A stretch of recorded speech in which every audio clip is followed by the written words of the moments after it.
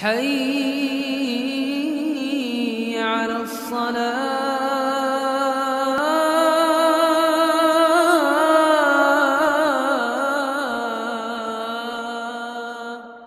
كيف حالك مع المسجد؟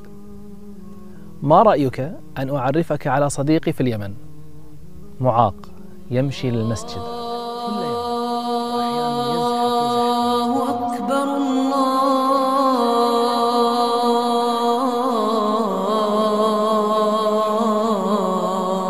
الله أكبر.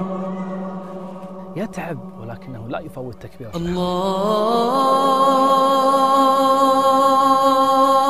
يتمنى أن يصلي الفجر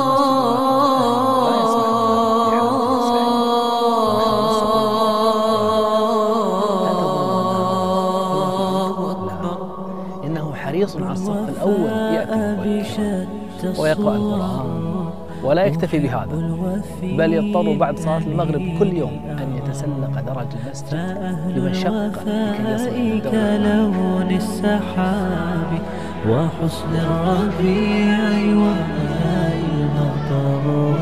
أحب الوفاء حلقة تحفيظ القرآن، إنه مشارك في حلقة تحفيظ مع أنه مشلول، يتكلم بصعوبة ولكنه يضغط على إعاقته بإصرار لكي ينطق القرآن بصوته مع ما في ذلك المتعب. فوق رأس الجبال وفوق الروابي وعند القمر. ويا من تحب غياب الوفاء رأيتك تهوى السلام غياب. عليكم. كمان كيف حالك؟ طيب الحمد لله، الله يحفظك ويبارك فيك. بيتك قريب ولا بعيد؟ أنا هني. تتعب وانت تروح؟ يعني ما تكره، الله يقويك يا رب. أنت كل يوم تجي المسجد؟ تجي بعد الأذان ولا قبل الأذان؟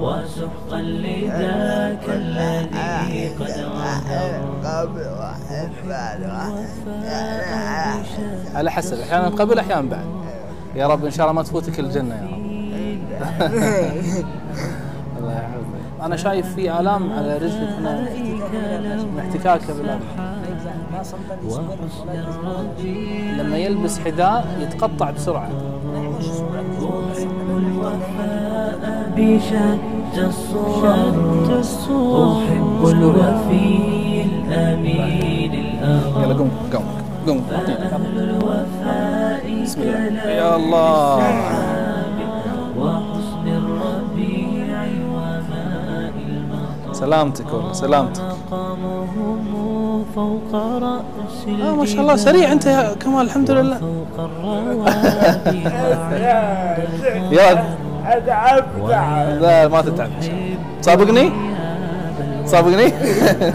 رأيتك تهوى غياب البصر. الظلام شديد، كيف يمكنه أن يصل؟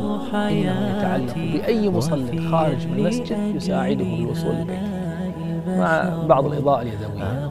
لماذا كل هذا؟ إنه يحبه الله. هذا بيت الله، أنا أحب بيت الله. عذابي فيك عذب وبعدي فيك قرب، أنت عندي كروحي بل أنت منها أحب. حسبي من الحب أنك لما تحب.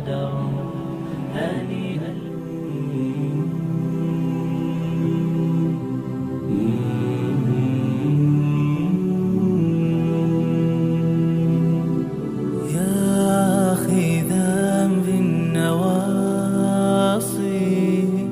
أدرك غريق المعاصي ومن عليه بلطف يفضي بي لخلاصي. يا أخي ذنب النواصي أدرك غريق المعاصي ومن عليه بلطف يفضي بي لخلاص.